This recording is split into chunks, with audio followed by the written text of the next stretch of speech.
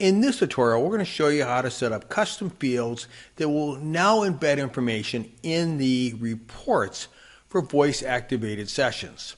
So as you can see here, this is what we're going to create. We're in voice-activated. The instructor sets up the session, can set the number of teams, but down here the instructor is going to be prompted to enter some basic information. And these are mandatory fields. So let's say there's 20 students in the session, and I'm just going to prompt them to enter their organization name. Let's see how this is set up. I'm now in the builder here and showing how this was created. I'm on the options page. You'll see I'm turned on the voice activation. I'm going to scroll down to the bottom here and you'll see that I have 2 fields. I can use up to 3 fields. To turn off a field, just simply uncheck it. You can change the title. These are fields that I created.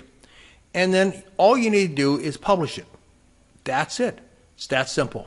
If you have any questions or comments, feel free to contact us.